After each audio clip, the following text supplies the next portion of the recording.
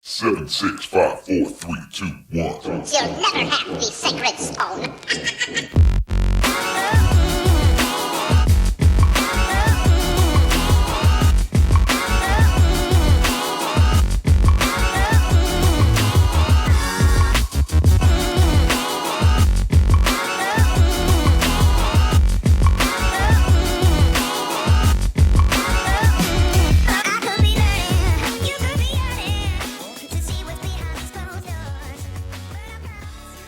All right, welcome back. It's the Vegas Squares podcast here on 12 Ounce Sports Radio. We are sitting in studio, myself and Spike. It's becoming a funny trend of Tony-less podcasts, Spike.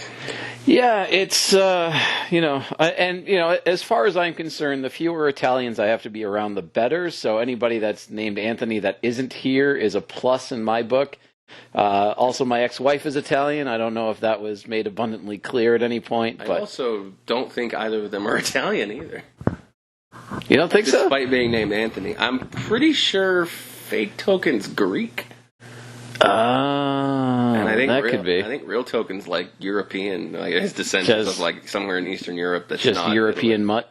Yeah. Good old-fashioned mutt. Well, I guess whenever we see them, we'll have to find out. Yeah. Now I'm curious. Yeah, well, I mean, if either of them happen to win one of our bets, which doesn't look likely based on the fucking totals I have in front of me, we can have them buy like a Ancestry.com DNA test or a 23andMe or something like that and let them go hog wild spitting into a tube. There you go. Have you done one of those? No, I haven't, but have you heard the hoax? I don't know if hoax is the right word, but I've heard that they can be a scam.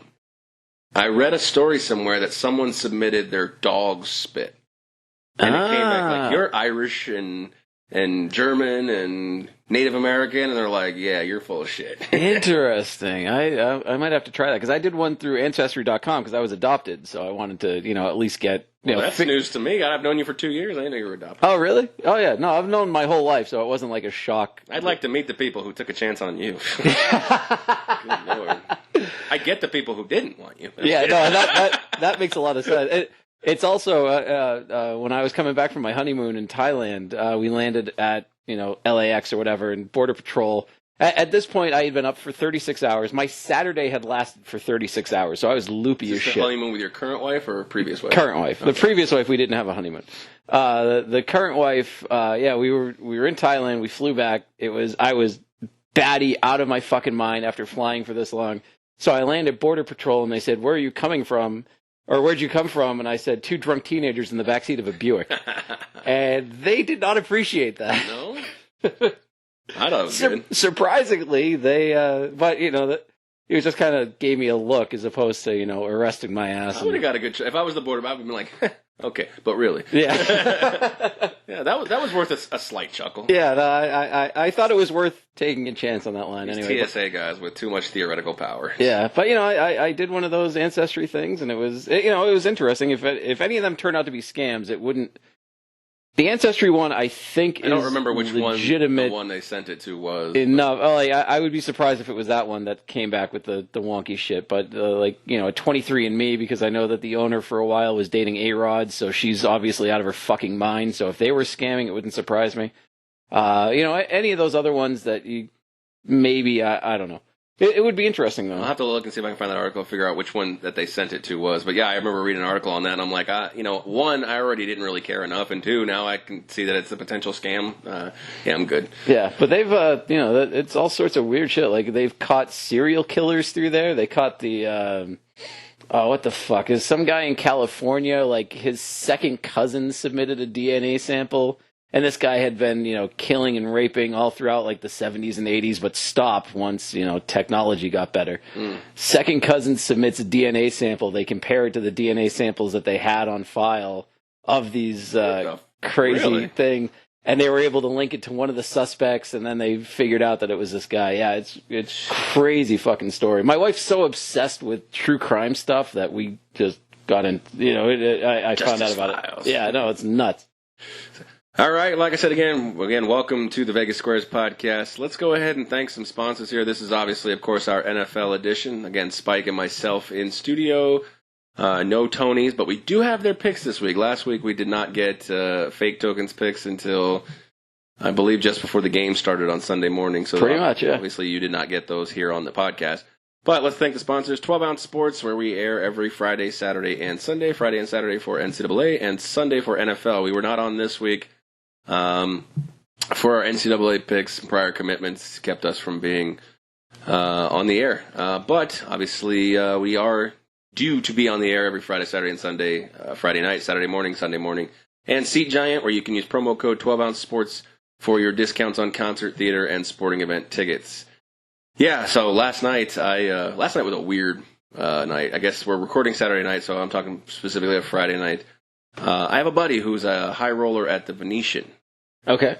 And he calls me up about 10 days ago or so and says, take Friday night off. I'm like, okay. And this is the kind of friend that when you're going to do something with him, never know where the night's going to go. All right.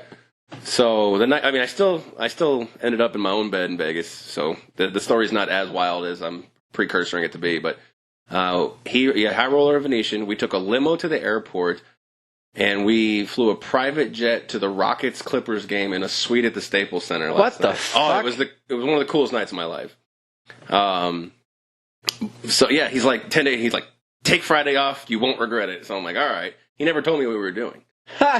So, that was what had me a little worried.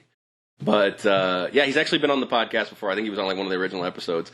Yeah, probably one of the cooler I even told him, we were, I think we were either landing on the plane or riding in the limo over to the Staples Center. And I'm like, yeah, totally, this was on my bucket list. I just didn't know about it until just now. But it was a great night. And unfortunately, we couldn't record the podcast because of that for the NCAA. But, yeah, so I just wanted to share my little anecdote there. So. Yeah, that's a hell of a night. It was really, really, really cool. And that's why when I texted you, you're like, what time are we recording tomorrow? And I'm like, it really depends on where this night goes. Because as I was texting you back, I wasn't even in Vegas at that point. So that makes sense. Yeah, so it was a smorgasbord of craziness, and I woke up very hungover this morning. All right, so let's get into football. It's week 12 in the NFL. And I did not go well in the first week. I did not do well in the first week of Desiree's picks. I know I went 2-5, which allowed you scumbags to catch up a little bit. Yeah, this was a rough week for just about everybody. I was the only one. And I'm okay. I was the only one above 500, so I finished the week at 4-3. Yourself, Fake Token, and the Dice all went 2-5. Fake Token actually ended up getting the bonus point for beating the Dice because he had a moneyline dog, but you did not, so that didn't work out well for you. But you still beat the tried and true Token. Ofer, right? 1. Oh. He got the 1. He had Denver plus the 10 against Minnesota. So he eked one out on you there. That's okay. But, it was a strange week. So going into this week, you still are in the lead at 54 points. 6 ahead of Fake Token at 48. I'm sitting at 45. Fake Token has caught up to the Dice, and they are both sitting in dead last. Or Real Token is sitting in dead last place with 36 points in the big contest here. So I have this week also been an eventful week. We confirmed that we do have a weekly listener. Oh yeah. I don't know if he listens through 12 Ounce or listens on the off the website. But we do have, he currently works at one of the strip properties. He is a degenerate bettor. Yes. I know I've known him for a few years. But he has a strategy when he listens to our podcast. Fade the fuck out of us. Yes! No, fades the fuck out of Token.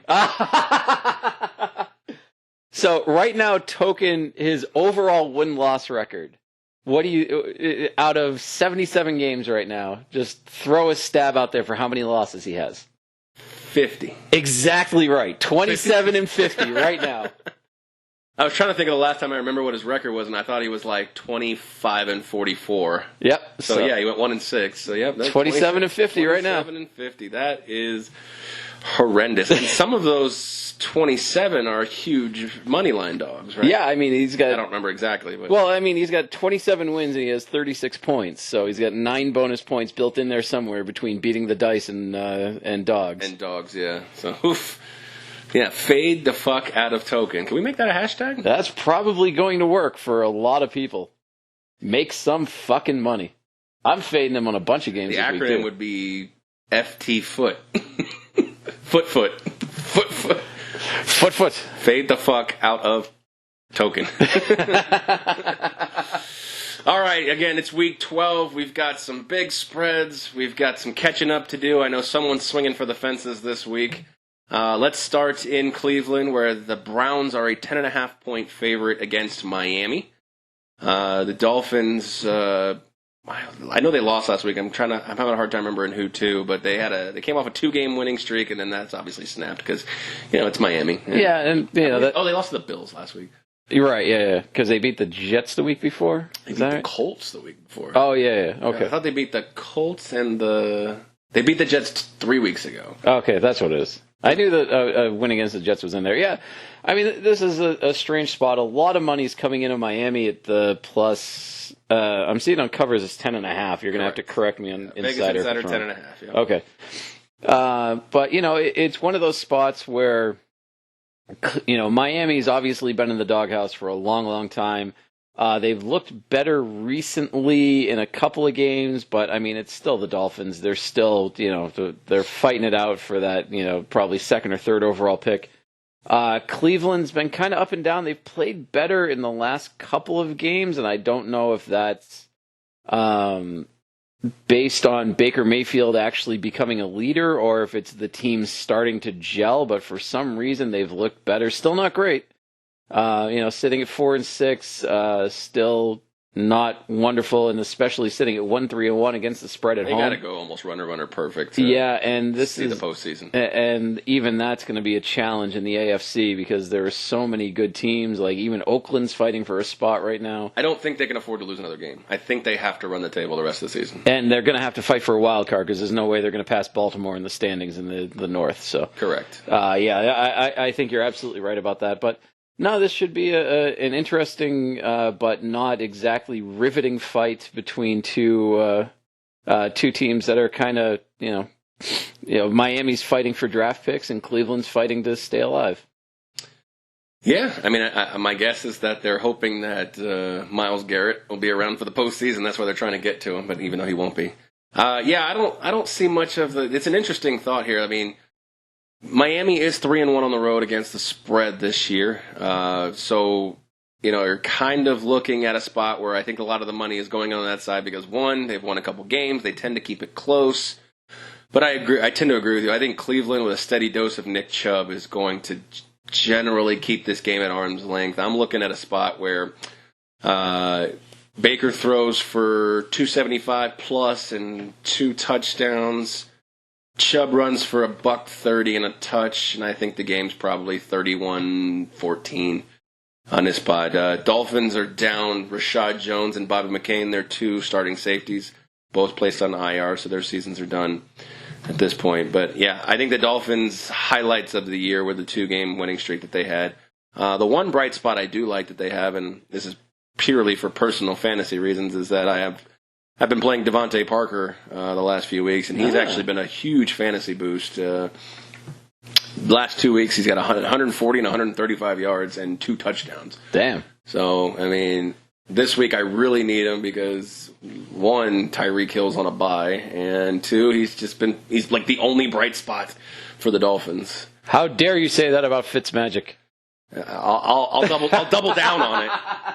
Although he's fun to watch because he's a below average passer, but when he starts taking off, he's a little scurry mouse. Yeah, no. I mean, for a 37, 30. Yeah, I was going to say 37, guy, 38. He's a little scurrier. And I don't think I've ever heard this before. What college did you go to? Oh my God. Speaking of Harvard, did you see the climate change protest that they did on the field today? Did that game continue? I heard. Yes, it did continue. It did, and actually Yale ended up winning the game. But politics aside, and whether or not we want to talk about climate change here or in another venue, like that's another conversation for another day. That's not what I want to get at. Yeah, I understand. What point did they hope? Like, what change did they hope to affect by walking onto a field at a Harvard Yale game? Like, do they believe that there are people that go to Harvard or Yale that don't understand that climate change is a thing that people are talking about? Like, do they have to raise awareness that way? Like, I think they think sports fans are stupid. Maybe. And they always say the best way to protest is when it inconveniences people. Right. And this is getting a little bit off topic, but it's along the same lines, is that at the beginning of the academic year a couple of years ago, there was somebody at one of the local institutions of higher education that decided to protest Trump by shooting themselves in the arm with a gun. I remember seeing something about that. I don't remember all the details. And I'm trying to, does he think that by doing He this... got fired for that, didn't he? Yes, he did. Did he think that by doing that Trump would say, oh my God, somebody shot themselves because I got elected, I should step down? I don't... Maybe he was going for the reverse effect that's saying there's people out here that have access to guns that act like that. Maybe he had a double entendre. Maybe. You might be onto something. I don't know. The whole thing's very bizarre to me, and I don't get it. But yeah, no, the game didn't. And actually, my dad was watching it. The protest happened. He got annoyed and turned it off. By the time he turned it back, it had ended. But apparently, Yale came back from 20 or 21 down to win the game. So he was upset that he missed a comeback like that. Your dad's name's not Scott, is it? It is not. Okay, cool. There's a guy, I don't know if you're usually in bed, but when I drive to work, there's a guy named Ben Maller who does a show on Fox Sports Radio, and there's a guy who calls, it's Scott from Boston, and he just has one of those, he's the get off my lawn kind of guy. So yeah. I just didn't know if there was a correlation there. That could be my dad, but he doesn't like talking to people, so. Oh, well, then there's no way. Yeah. So, all right, well, no play from me on this one, but I would take Cleveland minus the points. I think they could roll in this one. All right, Denver and Buffalo. Buffalo is a 4-point home favorite. We currently have a total of 37, one of our lower totals of the slate here. But with Denver, it's always a low total because they play good defense, but at the same time, they can't really score. However, they played a little bit inspired last week, it seems. I know they didn't end up ultimately winning the game, but they definitely did put the fear of God into Kirk Cousins and the Minnesota Vikings. Oh, yeah, and it took a hell of an effort from Kirk Cousins at the end of that game to actually kudos to him to pull it off. Oh, yeah, and I especially appreciated it from a fantasy perspective until I realized I left him on the bench. And with no Adam Thielen in his lineup for the last few weeks, too. Because, he's got the weapons. And Dalvin Cook, for the last 2 weeks, I have him on fantasy, so I've been paying attention. His numbers have been a little down as far as not even just fantasy, but just statistical numbers. So, I mean, it has a lot been Kirk Cousins for the offense. Yeah, and, more power to them. And, Minnesota is a team going in the right direction, whereas Denver is not. So that's correct, yeah. This is a game... Although, I will interrupt you here, and I apologize. It does seem that there's a trend forming in the NFL. Okay. When Joe Flacco gets injured on your team does become better. Ah, that's true. I mean, 2 in a row. Yeah, that's 2 seasons in a row. Now, I was going to start down the is John Elway going to replace Joe Flacco wormhole, but I just decided I don't want to get into that because it's I bet he calls Peyton every week. Please come back.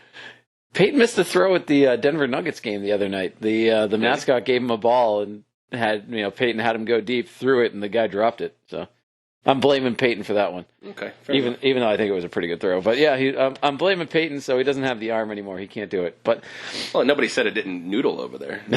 You can still get it to the guy, but it's a duck. His career was ducks. Yeah, but they got to the guy. So just got to have the right receivers that know how to catch wobbly balls. Yeah, well, porn stars, porn star wide receivers. Oh my God! Catch wobbly balls. Porn stars are hookers. Wobbly Balls, new band name. I called it. Tibbs, Wobbly Balls. We're gonna be huge. All right, Denver, Denver and Buffalo. Let's try to reel this back in. All right, so I've been on Buffalo quite a bit, on and off this season. Talk about your wife like that. And sorry, that one just laid it. Wow. Oh my God. Oh, you know what? For someone who wears a shirt that says habitual line stepper, you can't be offended. That is true. That is true. But I do apologize. No, that was something special, all right. I was going to say you're officially uninvited from Thanksgiving, but you're not coming over anyway. That does sound fun, though. Oh, shit. Yeah, this Buffalo team's been frustrating as fuck, which is why I can't get on them this week. Even though I actually... There was another joke there, but I'll withhold. I looked at this game thinking that I might actually fade Buffalo and take Denver plus the points because all of Buffalo's wins have come against atrocious teams. I would agree. Yeah. So I kind of lean that way. If I were thinking about it, real money, probably add them to a parlay or something coming up. I might lean towards Denver in this one, especially Denver's 3-2 against the spread on the road. Buffalo at home has a losing record against the spread, 2-3. I think Denver. What we saw at the beginning of the game last week is something that if they can continue, they're going to become not a challenger this year, but I think they're going to become a disruptive force, and they can't be overlooked. Like especially in that West, it's going to become super competitive with the Chiefs, Oakland, and the Chargers coming down the wire at the end of the season here. So they're going to be an interesting team to watch. Not one that I'm on this week, but I would lean towards Denver just because I'm not convinced that Buffalo and Allen are legitimate yet. And that's fair. Yeah, they've been a very Jekyll and Hyde team. I think the Buffalo Bills have to be focused this week because they cannot afford to lose and slip up and lose this game because they still have 4 games against Dallas on the road, against Baltimore, and on the road against Pittsburgh and New England, which I understand Pittsburgh's not a playoff team, but they're a very good defensive-minded team, especially at home. They've been really good this year. So I think against Denver at home, when the weather's starting to get shitty, they really have to find a way to win this game. And I think, again, in the NFL, there's no such thing as sexy victories. 1 point, 50 points, it's all the same, which is the beauty of a playoff in college football, a good playoff.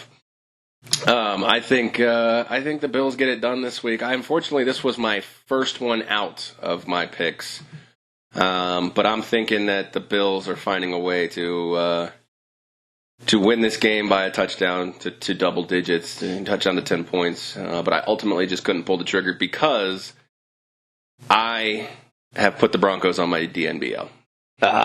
Yeah. And I have not been able to figure them out. So, like I said, in this spot, it's DNBL. And the unfortunate thing is the DNBL kind of becomes objective because there are some times where I feel like I'm in the right spot, but they're officially on a hard DNBL because every time I've wavered, they have fucked me in the ass. Yeah, and I'm breaking my DNBL this week with a team that I swore I would never bet again, and now I've bet them twice since then. But you got the Lions game. Huh? Yep. Yes, I do. I think I'm the only one in this room. Well, that was another one of my first ones out, just because I, couldn't figure. Speaking, we'll get to. We'll get. Actually, to we'll do that one now. All right. We'll go to Detroit and Washington, and the reason I skipped all the other games on Vegas Insider, we'll get back to them, but it's because I want to talk about this because I've been trying to read everybody's takes on this, and some people are on one side, and that's just the way debates work. The Dwayne Haskins lecture to his offensive lineman. Have you seen that? Yes. What side do you sit on with that? Do you sit on the side of, dude, you're never going to become a leader by acting this way? Or do you sit on the side of, this is the right move by Dwayne Haskins? I think it's the... Maybe it's right move, wrong execution? That's exactly the point that I was going to make, is that right move, wrong execution, because I like the passion. I like what he's trying to do. I like that he's trying to step up to be a leader. But he's on a shit team. He's on a team where they're not playing for wins. They're not playing for even each other at this point. They're playing for jobs. Right. And they're playing for their own jobs. So if he's out there, kind of clapping his hands, stomping his feet, whatever the hell he was doing, it's not a great look, even though I appreciate what he was trying to do. I think he absolutely went about it the wrong way. Yeah. But, I think in his mind he had to do something to try to get this team better. I will agree with that. Yeah. To try to push them in the right direction. It's just not going very well. And the thing is, you said it. You said the word in your last sentence, team. This is a team. And when you say, what do I have to do to help you? You're the way I interpret that is, you're doing nothing wrong and I'm doing everything wrong. So you're asking me, what can you do even greater to help my inefficiencies? Right. And whether that's true or not, you're a team. Dwayne, your first thought should be, one, going to the offensive line and the coaches. What can we do to help protection? You know, what can we do to make this better? And I understand you're basically saying the same thing, changing one word, but the team concept in that sentence may just inspire these guys. Because, I mean, they laughed at him. At least I heard. I mean, you can see the one guy kind of chuckle, but the guy who was back facing the camera, they said he started laughing. Yeah, and that's not a great look. No, and when it's not. when your future leader and your first pick is out there, And you want to talk about? I don't want to get into a debate on it, but the phrase is a very millennial approach. You're doing everything wrong, but I'm willing to do something to help you about it. Yeah. No, it's just bad move, dude. I mean, I get your thought process, and like I said, right thought process, wrong execution. Hey, look, if you're a leader, like I don't think I've ever seen. Even to the smallest, we can talk about the greats, or we can talk about the guys who just don't cut it. I've never even seen guys like Jameis Winston say something like that. No. What do I got to do to help you or make you better? And they just don't do that. And even if they do, it's not like on the field or it's not on the sideline. Yeah, we don't see it. Yeah, it's behind closed doors where those kinds of conversations can happen, and it sounds like the politically correct version is, what can I do to help? Like you say that to some people like you work with. What can I do to help, or how can I help this situation? But it's just the way he did it, and his throws have been wild. I mean, they could have said you throw a better ball. All right, and this is the crazy thing, is that he's going in against the Lions team that is the worst in the NFL at interceptions, and I think they still have a chance to pick him off more than once this week, because I have not been a fan of the way he's throwing the ball. All right, well, let's talk about it. They are a 3.5-point road favorite, are the Lions. This total is currently at 40. This was another one for me as the first out. I actually had it on my rough draft of when I was making picks, and I decided on another one that I felt a little more confident in this one and ultimately get the boot. But yeah, I mean, this game is I know they're on your DNBL list, and I actually think, despite the fact that Matt Stafford's played pretty well this year, he's one of only 6 quarterbacks that has a 100-plus passer rating this year. I like the way Jeff Driscoll plays. Yeah, and Driscoll, especially last week against a very good Dallas team, they put up 27 points. He threw for over 200 yards. He rushed for another 50 and a score. He's got options in wide receiver. He's got Golladay, he's got Jones, he's got Amendola. What's his name? Scarborough there is rushing Rush for pickup, is rushing for a bunch of yards. So against a good Dallas team, if they're able to put up, over 20 points, I don't see any reason why they can't put up points in bunches against a team that's as bad as Washington, especially one that's, that they're giving up 27, 28 points a game at home. I mean, that seems like something that is something that Detroit should be able to move the ball. Yeah, I think you're right. Driscoll has been not only playing well, but the more he's in this offense, the better he should look. And that's why, for me, I thought that a line of 3.5 was a little too low. So I jumped on on Detroit in this one and took him off my DNBL and racked it up minus. I have it at minus 3.5 because I put in my picks this morning. I don't know if that's moved. 3.5? No, it's still 3.5. 3.5. Okay, so yeah, it's sitting at 3.5. I like it quite a bit. Yeah, and this is one that I like, and I think I'm going to roll with. And, I felt confident when I put it in this morning and figured, what the hell? Well, it's also kind of good for you, the fact that if the Detroit Lions lose, they are mathematically eliminated from postseason contention. Oh! So, with that tie actually ends up hurting them, because they go 3-7-1. They can do no better than anybody in their division, because both two teams with 8 wins. Right. And then the wild card teams would be probably the other team out of the NFC North and the other team out of the NFC West. And the Lions cannot win the NFC East. So I believe, according to this, it says they have a 0.01 chance with it if they lose today. And I would imagine for the rest of the year that'd be the case. And if that happens, that probably means Stafford gets shut down completely for the rest of the year, so that way they can rest him and get him back. And maybe Driscoll plays well enough that he's a trade option, or Matt Stafford becomes a trade option. Exactly, and I'm sure Stafford with his giant contract number is that Detroit would want to move him to try to get him. The thing is despite the fact that he does have a huge number, with the signings that have gone on after him, his number actually looks more reasonable. That's true. He's closer to Nick Foles than he is to Aaron Rodgers. Yeah, and the flip side of this too is that I think Detroit's defense is playing better, especially being led by Trey Flowers, former Patriot. He's got 4 sacks, 5 tackles for loss in the past 4 games. And if Washington's offensive line doesn't give a shit about Haskins, then that's something that. If that's the case and it shows up again this year, I think they got to shut him down. Oh, probably. And go back to McCoy. Well, just go back to anything that's not your future. Yeah, no, that's. And I know that's unfair to Dwayne Haskins' son his growth, but if that statement that he made backfires, you could see a swinging gate Matador blocking scheme. Yeah, no, you're absolutely right, and that would that would hurt him not only emotionally but probably physically too if he's getting the shit kicked out of him. So yeah, on my first one out was this. I had the over in this game at 40. I just ultimately decided that I didn't feel comfortable, although I believe this game will probably be in the 23 to 20 range. Ultimately, at the same time, this game could be 7-6. Now, when you say that it was on your first one out, didn't you say that Desiree was going to be making your picks this week?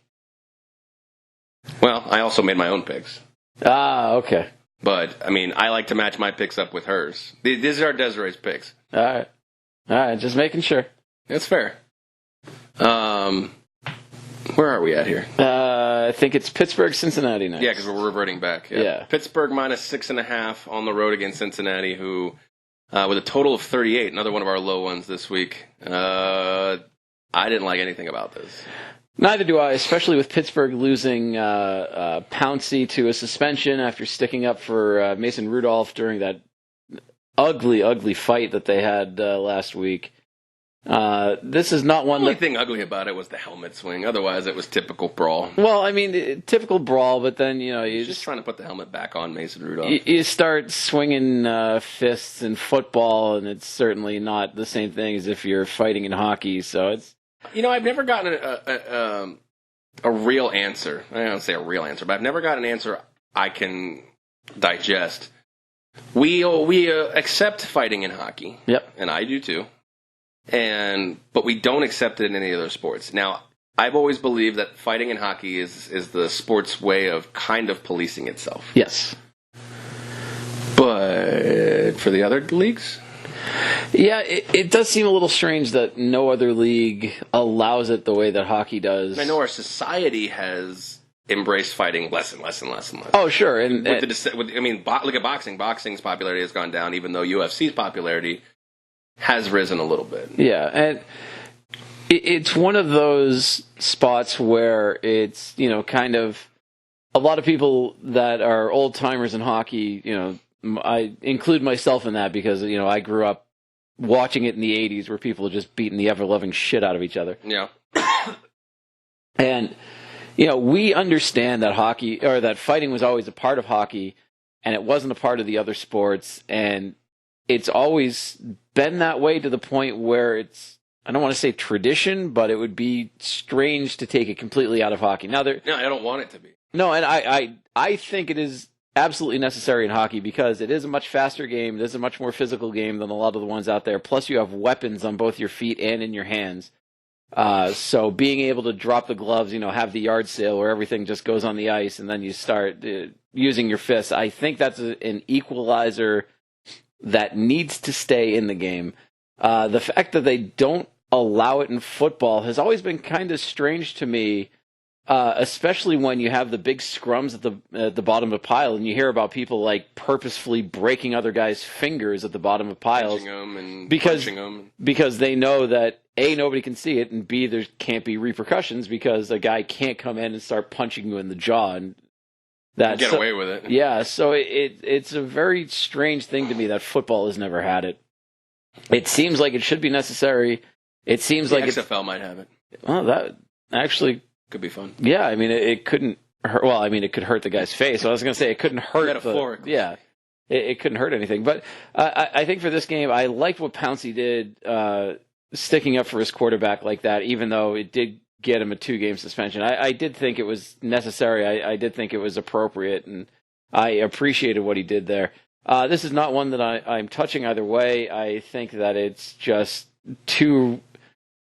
Pittsburgh is good enough defensively to win this game. Are they good enough to cover the 6.5? That I don't know, but I think what I'm going to do is I am going to put in a parlay before these games start, and I'm just going to pick Pittsburgh money line for the parlay and just run with that, because I think they win the game. I don't, like you said, I don't know. It could be 3-0 at the end of this thing. Who fucking knows?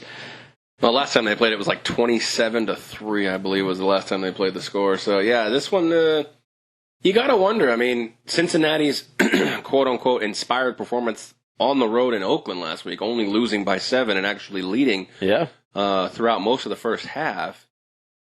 Again, and obviously, like, this goes back to Brian Flores, in Miami. They're not trying to lose. Like, Zach Taylor and the Bengals are trying to win. But at the same time, I'm sure management would much rather prefer having the number 1 draft pick next year. Oh, sure. But again, that has nothing to do with spreads. You can still keep a game close. They covered against Oakland last week. I want no part of this game. But if I had to, I would probably take the home team. This is it's something that's come up before, and I've always wondered, do teams, like, when you have guys that are coming out like an Andrew Luck, or the can't miss superstar, absolute stud player that you can pick number 1 overall, fine. But when you don't have that surefire guy at number 1, do you think teams actually want the number 1 overall pick? Because whoever they take at that spot has that number 1 overall pick tag, which means they're going to be due a lot more money. They're going to have a lot more pressure on them. It's going to have higher expectations for your team if they don't perform immediately. Like, if you go 1-2 in your first 3 games with that number 1 overall pick, do people start booing? Do they start? I think only if it's a quarterback, though. I would imagine. I mean, not that the thing is like, okay, so Mario Williams was a number 1 overall pick for the Texans at one point. Man, he flamed out. Yeah, we don't really talk about him when we talk about busts, because he still ended up having a good career, I believe, with Buffalo later. But we talk about Sam Bradford, who he's one of those on the borderlines. Could you consider him a bust because, 1, he could never stay healthy, and 2, he could never really make a team that good? Or could you consider him not a bust because he lasted in the league double-digit years? Yeah, and that's always been kind of the thing that I can never quite wrap my head around with number 1 overall picks. It's not something that the Patriots have had to worry about since the 90s, so it's not something that's come up. Yeah, the only thing I can think of is the reason you would want the number 1 pick more so than number 2 or 3. And because money, I understand money. You can always, you got capologists to maneuver around the cap and get, everything right.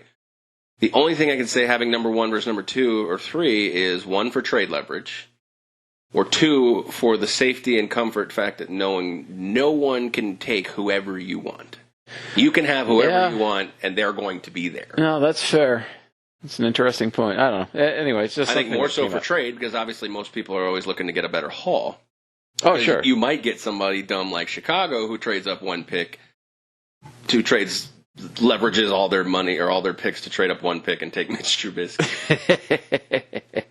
So, again, and I've always wondered if management would ever go to the guys who were pretty safe in their contracts and say, I need you guys to tank. I don't think it would. I highly doubt it would ever happen. But you could go to Joe Mixon and say, hey, look, I need you to tank. Yeah, but how much would players actually enjoy that? That's maybe not much. And with today's social media society where everybody wants to yap, and I'm talking specific about players, I don't think it would ever work. Yeah, I really don't know. I assume tanking and getting away with it is a fine art. Oh yeah, I mean, in the NBA it's easy to do, but in the NFL it might be a little harder. Yeah, it's interesting for me to look at for teams that have the number 1 overall pick. I always wonder if that's something that they actually want, and I'm not entirely sure. Yeah, you never quite know. So, all right, Giants and Burrs.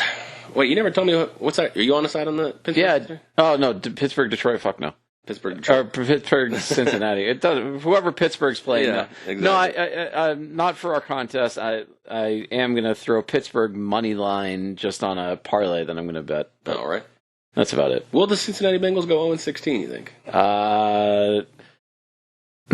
I mean, the only game that they have a chance of winning is that Week 16 matchup against Miami. So that's that would be interesting. But I think Miami's at a point now where they don't mind getting a couple of wins under their belt and kind of seeing what they have in some of the players around them. So I think Cincinnati's got a good shot at 0-16. Right on.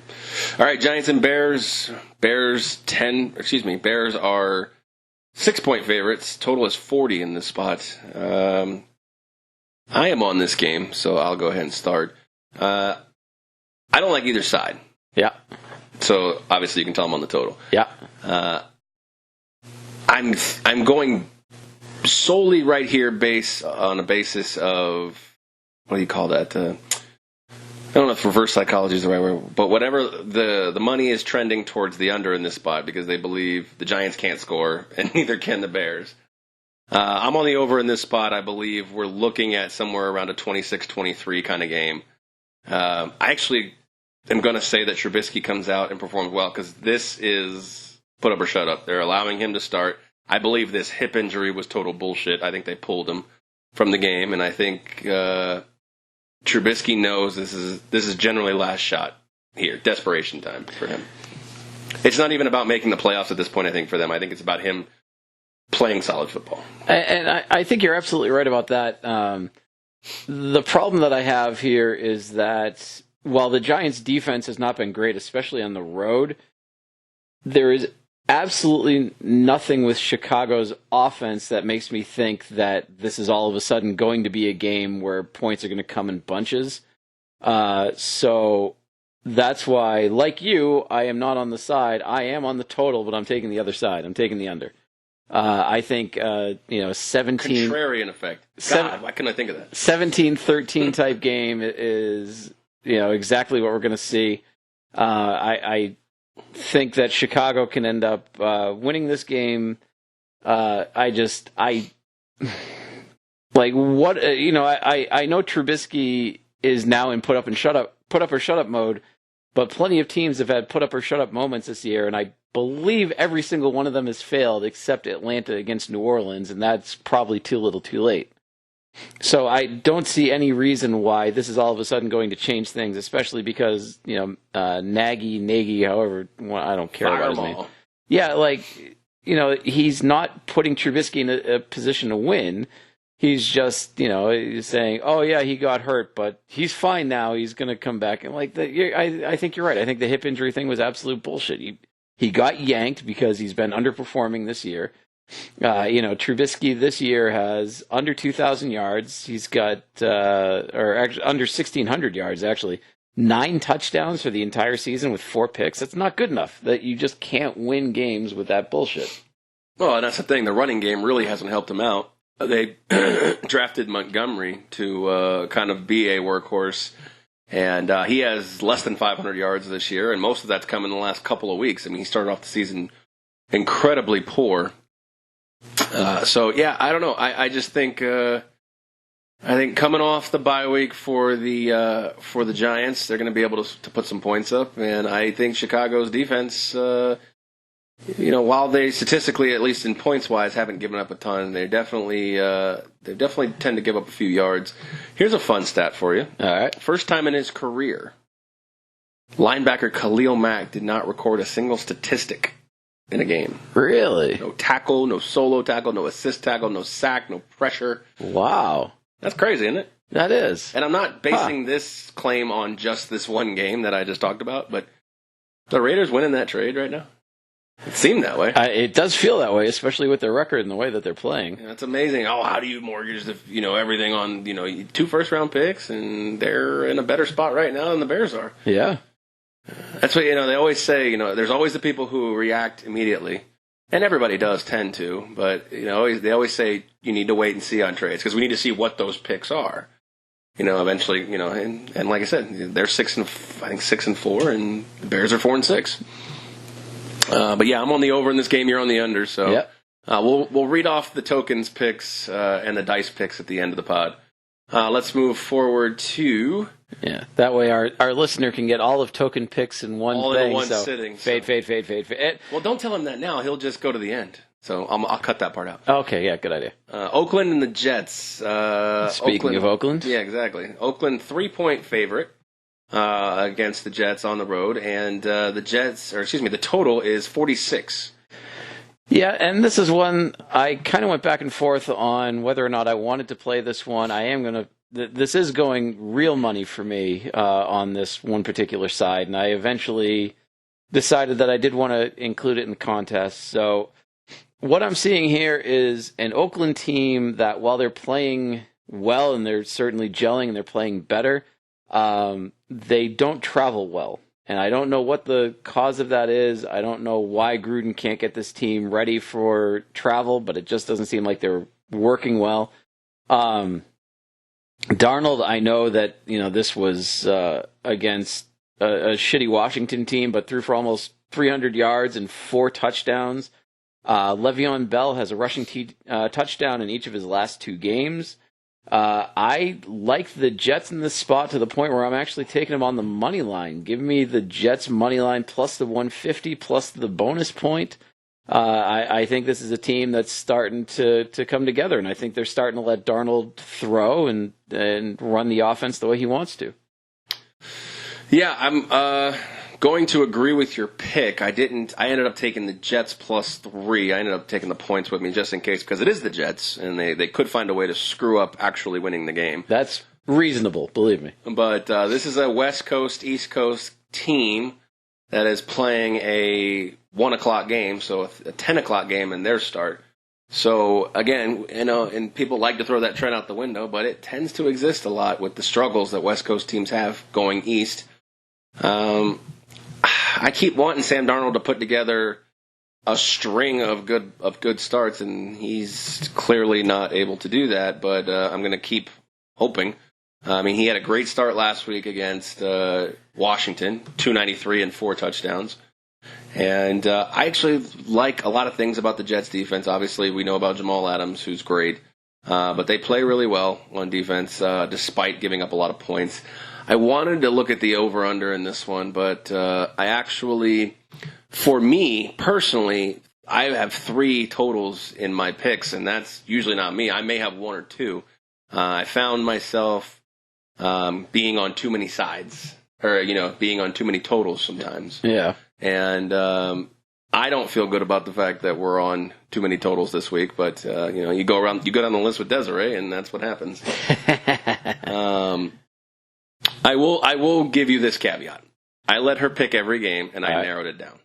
Ah, okay. So, all right. That may have been breaking the rules a little bit. Yeah, well. But when I keep saying me, there's decisions I made. And then she made the original decisions. I made the narrowing down. Gotcha. All right. So. I think that's reasonable enough. Okay. But yeah, she was on the under in this spot, and ultimately I liked the 3-point, getting the 3 points more. So I am on Jets plus 3 in this spot. So I'm rooting for both of us theoretically in a spot. Yeah. No, that's all right. I get what you're saying. Carolina, New Orleans. 9.5. We talked about this off the air. I think Carolina hasn't looked as bad as the last 2, or isn't as bad as the last 2 games they played.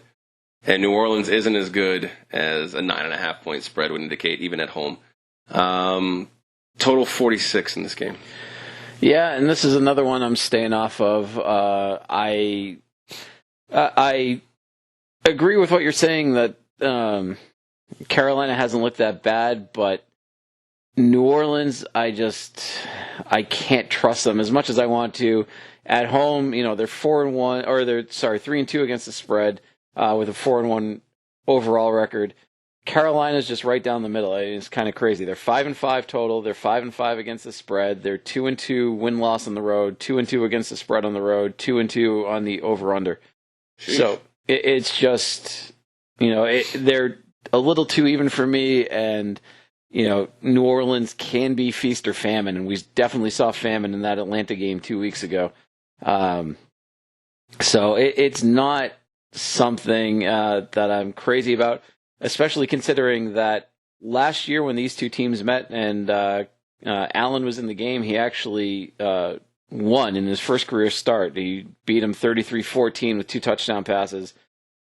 Doesn't make me feel great about betting against him. I don't know. It's not something that I felt comfortable enough, so I had to lay off it. Although I would lean Carolina plus the points in this spot. And that's where I'm at. I'm at Carolina plus 9.5. It was at 10 when we were making the picks, but it's come down to 9.5.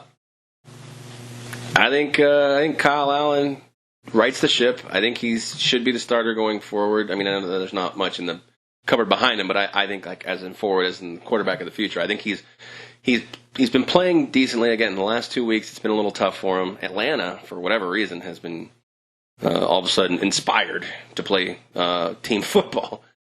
But yeah, Carolina, I think they're going to right the ship. I don't think they're going to win this game, unfortunately. I think they'll win. They'll stay within inside a touchdown in this spot. Tampa Bay and Atlanta. Speaking of Atlanta, we have a 3.5 point spread in favor of Atlanta. Both teams are.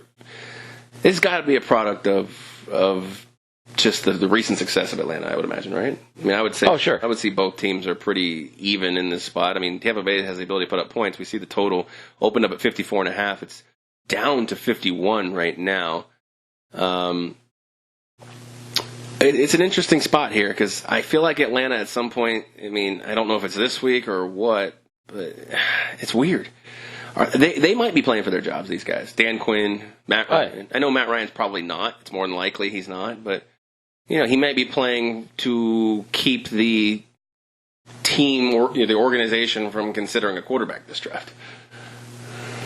That's probably a fair point, especially, considering for as bad as this team was at the beginning of the year, Matt Ryan led quarterbacks in just about every statistical category through like week 7 or 8 or something. That's what we call garbage time. Yeah, and that it was one of those things where he was, it was. Is he showing that he's that good? Is he showing that the defense is that bad, or was it just he was padding his stats? I don't know. Matt Padford. Yeah, and for me, I think this is a point where, as good as Atlanta has looked in the last couple of games, I think that this might be kind of a letdown game for them. I think that Atlanta can come in and put up an absolute stinker, which we've seen multiple times this year. And when they have these kinds of stinkers, they are good for single digits. I'm not confident enough in that pick to take Tampa Bay money lines. That's why I'm taking Tampa Bay plus the 3.5 in this spot.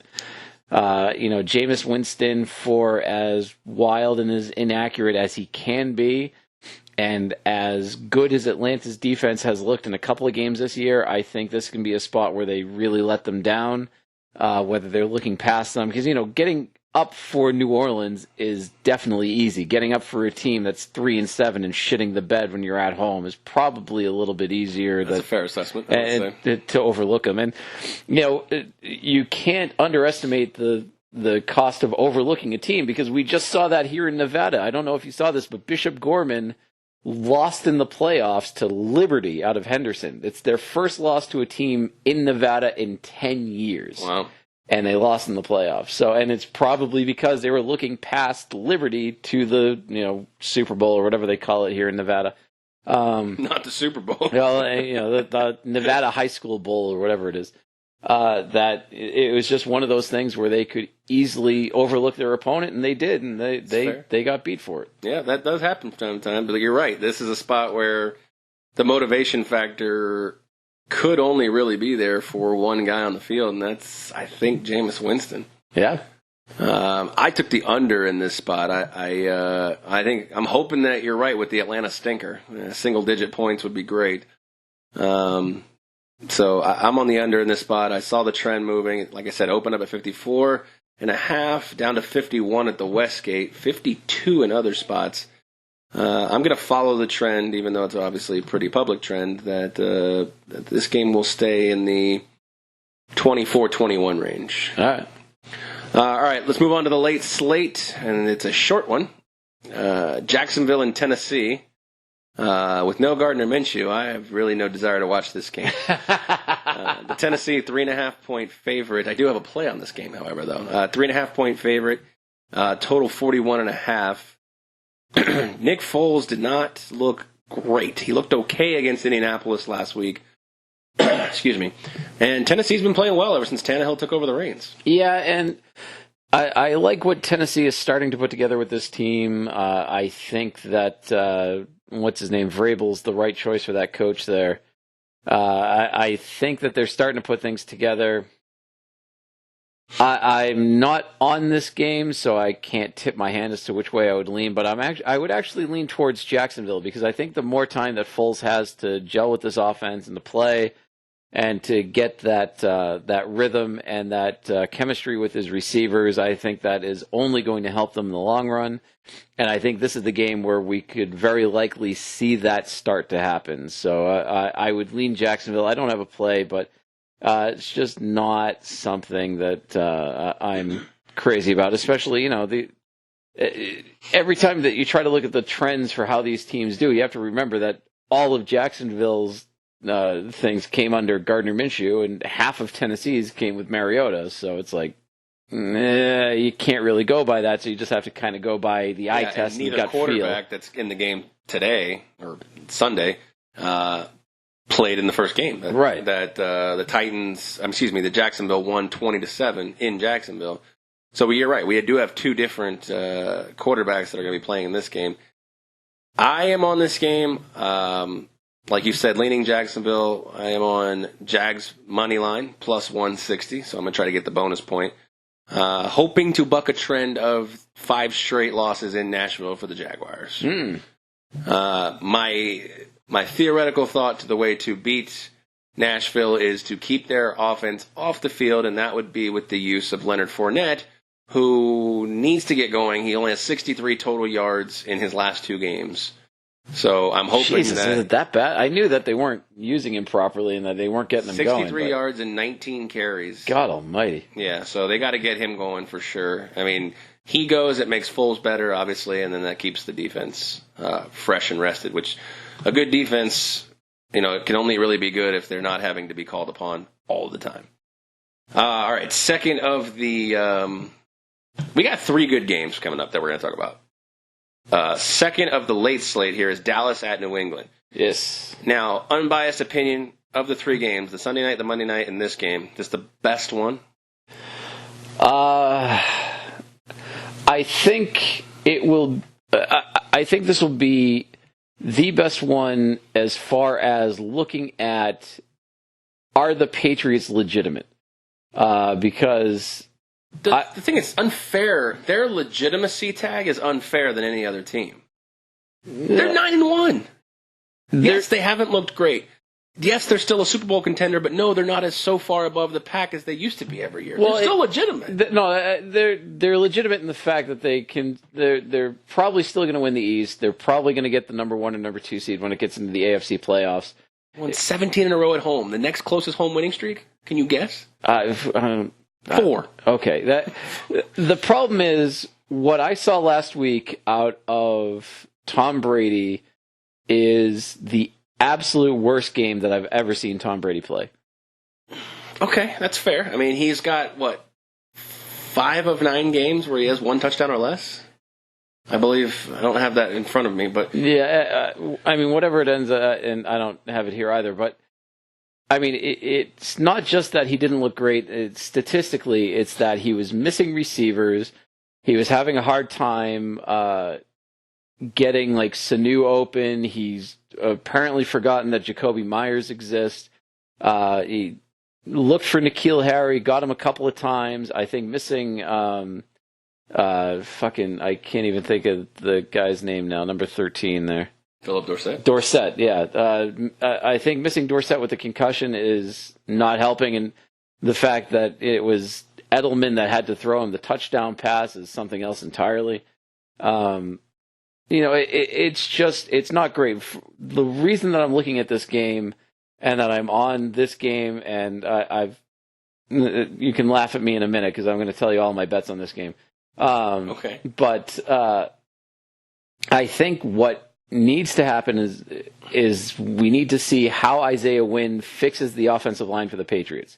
If he is legitimate, if he is healthy, and if he can stay healthy, which he hasn't been able to do in 2 years so far, if he can do that, it's going to help the running game. So Sony Michel should be able to get going. They can get Burkhead out of the backfield. They drafted a running back this year that we've only seen in sparsely used. What's his name again? Harris? I have no idea. The last time I remember him even getting the ball is in garbage time in the Miami game, and I think it was Stidham that handed it off. So we have the ability to get the running game going. It also is going to help in the passing game, whereas when Brady has the extra time to throw, he should be able to get his timing back. He should be able to hit his receivers. If that is the case, New England can roll, and the rest of the AFC should be fucking terrified. If that's not the case, if Isaiah Wynn is not the magic bullet for this team, and I'm not convinced that he is, which is why I am on Dallas plus the 6 points here. I have Dallas money line in a real bet. I also have Dallas plus 6 in a real bet on William Hill accounts. It's just not something that I love, that the entire season depends on a left tackle. Well, and I think you hit it right on the head, and I didn't think about the fact that Isaiah Wynn was coming back, but I think Brady's struggles are linked to the running game, which I think the struggles in the running game might be linked to Isaiah Wynn. Because as it's weird to say this, as poorly as they have looked as a 9-1 team, I don't think they're poor. I think if you put them in the Super Bowl against any team, AFC or NFC, they're still competing. They're just not head and shoulders above any team like they used to be. And the issue is that when they run into a very good, solid defense, they're going to get exposed. And Correct. if they go against an explosive offense, then that defense can be exposed, like we saw in the Baltimore game. Yeah, that's true. I mean, they this is the first game in since 11 years that's the number one offense versus the number one defense. I will say this: if New England does have to play Baltimore again in the playoffs this year, I am betting my entire account on New England because Belichick doesn't lose. Home or away? Doesn't matter. Belichick doesn't lose to the same team twice in the same year. Just doesn't happen. So if that is the case, take New England, whatever.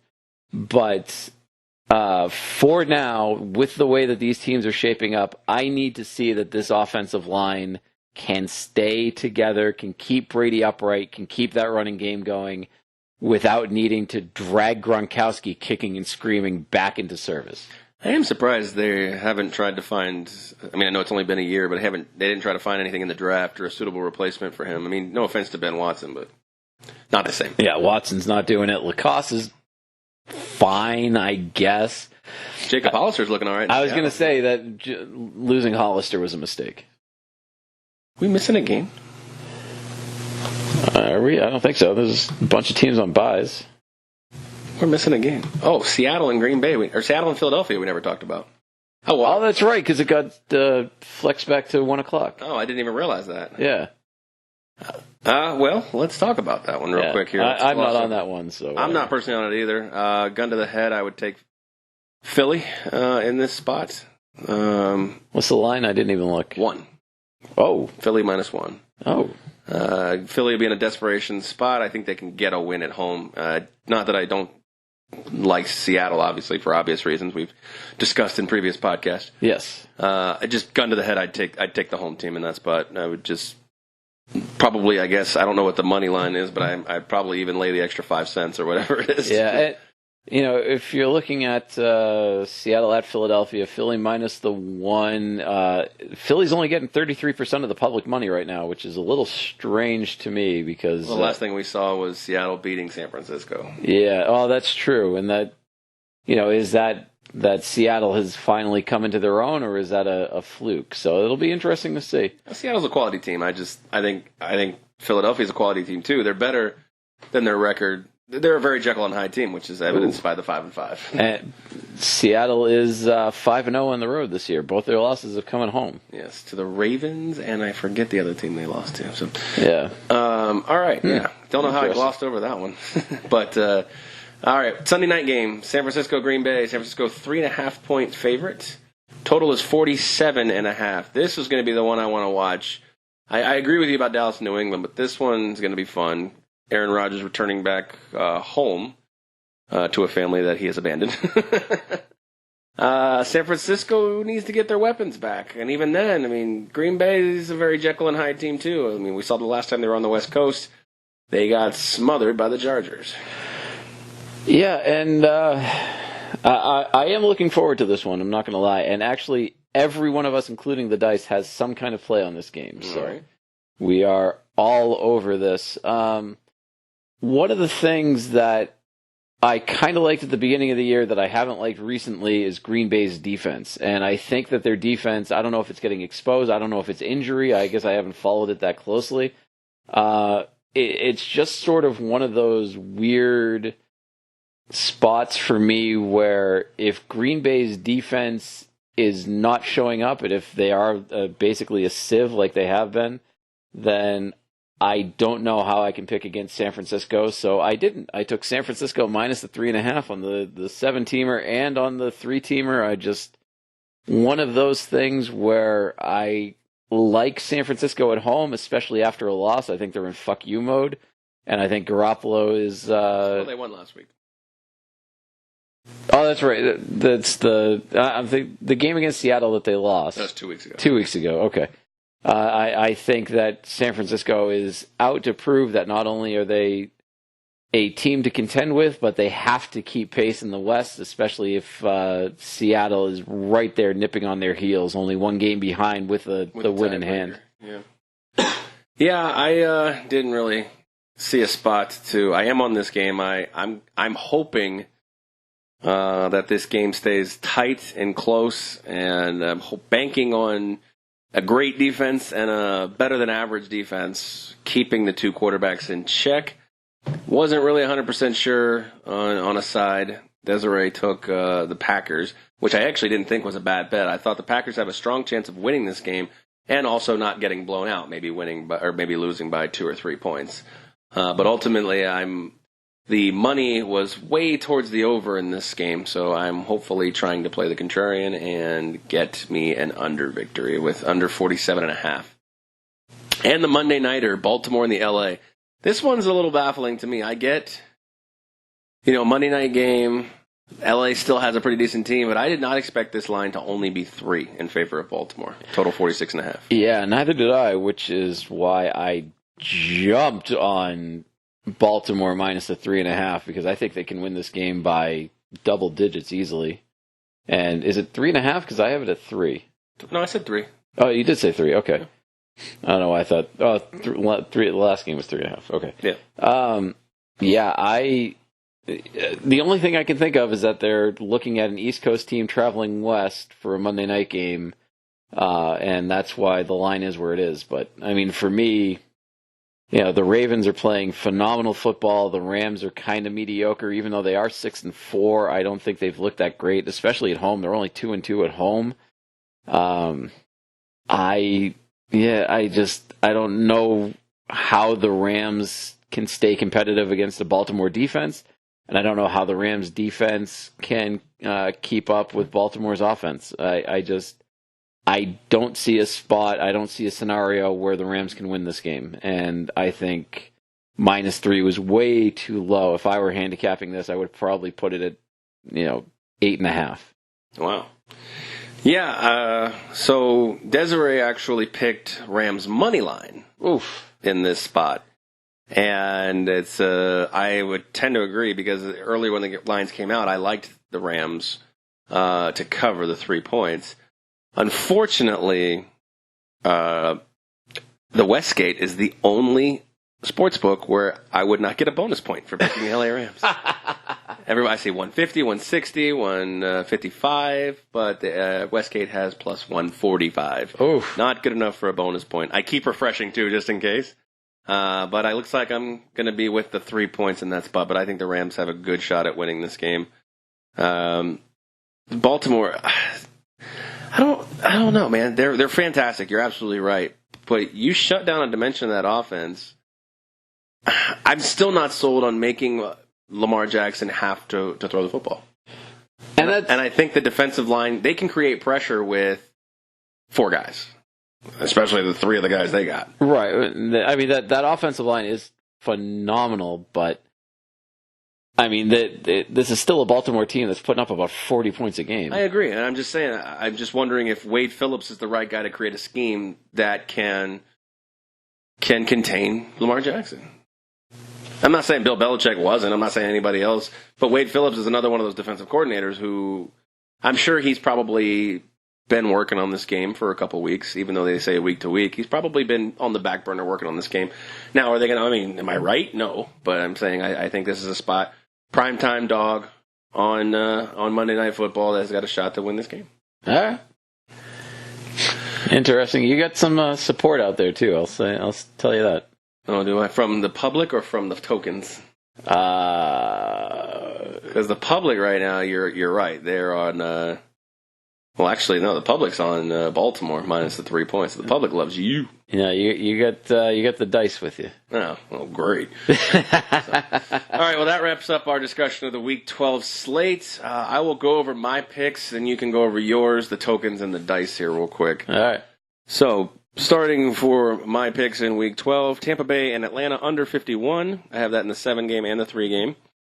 The Panthers plus 9.5. The Jets plus 3. The Giants and Chicago Bears over 40. Also in my 3-game, so that would be, 39.5? No, 40.5. 40.5, yeah. Yeah. And the Bucks and Falcons would be under 50.5. Jags money line plus 160, hoping for a bonus point there. Green Bay, San Francisco under 47.5, and the Rams money line. Plus 3 because I'm not going to get the bonus point. Sucker. Yeah, exactly. So. All right, start with mine. I am on the Jets money line plus the 150. Giants and Bears under 40. I'm fading your ass on that one. Tampa Bay, Atlanta. I've got a lock. Yeah, Tampa Bay, Atlanta. I've got the Bucks plus the 3.5. I've got the Lions minus the 3.5. I had in my 7-gamer, and I didn't mention this before. In my 7-gamer, I'm taking Dallas plus the 6. In the 3-gamer, where I've got a comfortable cushion, I'm actually taking New England minus the 6.5. And this is sort of the Isaiah Wynn experiment. If he does well and he gets me the point in the 3-gamer, I'm okay with it. If he doesn't, if he fucks up and New England loses, which they could lose outright, then I'll take the point in the 7-gamer. So I'm fine with that. I've got in the Sunday night game, San Francisco minus the 3.5, and in the Monday night game, staying with the chalk, Baltimore minus the 3. So, like that one. All right, you want the dice first? Sure. How about the Bills minus 4? Tampa Bay and Atlanta, I have them under 51. And you're going to have to correct me if any of these lines have moved. Oh, let me pull those up. Yeah. Tampa Bay and Atlanta under 51. Still good. 51, yeah. And then Seattle and Philadelphia, they have over 47.5. Yep. Tennessee and Jacksonville, under 41.5. Dallas and New England, minus the 6. Green Bay and San Francisco, they're taking Green Bay plus 3.5. And with the Monday night game, Rams plus the 3. So I'm fading them on a handful of games here. So I like my chances against the dice this week. All right. So he says on Sunday. Yeah, well, let's try. We'll go with fake token, and we'll save real token for the end. So everybody can fade every one of his picks, which shouldn't be that hard. All right, fake token. Double dipping on the Raiders and the Jets, starting with Jets money line plus the 150, and then taking under the total at 46. Pittsburgh and Cincinnati, rolling with Cincinnati money line plus 250. Swinging for the fences there a little bit. Seattle and Philadelphia going under the total of 47.5. Jacksonville and Tennessee, taking Jacksonville money line, riding with you on that one, plus the 160. Oh, fuck. And then Green Bay and San Francisco double dipping once again, taking Green Bay plus 3.5 and Green Bay money line plus 150 for another bonus point. And real token. Here we go. Miami and Cleveland double dipping on Miami, plus the 10.5. Miami money line plus 425. Okay. Which, fine, whatever it is. Sure. Go for it, token. Carolina and New Orleans taking Carolina money line plus 375. Unbelievable. Really swinging for the fences. Swinging for the fences, yeah. Jacksonville and Tennessee under the total of 41.5. Green Bay and San Francisco sticking with just Green Bay money line plus the 150. Pittsburgh and Cincinnati going with Cincinnati money line plus 250. And then Baltimore and the Rams going over the total of 46.5. So make sure you bet the under. Yeah. He is good for one win per week, and I actually don't hate the over bet there. But yeah, that's that is for token. All the picks you get to fade this week. Fair enough. All right, that's going to wrap up our Week 12 podcast. Let me thank the sponsors here real quick before we sign off. 12 Ounce Sports, Friday, Saturday, Sunday showings for us. Friday and Saturday college football. Sunday morning NFL. Get your picks in before the week starts. Seat Giant, promo code 12 Ounce Sports for discounts on sporting events, theater, and concert tickets. All right, now that we've paid the bills, let's sign off with a bold prediction, Mr. Spike-alike. So, like I said, I mentioned it during the podcast, Detroit is last in the league with only 3 picks. I think they double that number this week. I think 6 picks? I think picks. for the total of the season, I think they get 3 picks this week to double their season total. So, I see what you're saying. Yeah. All right, my bold prediction is...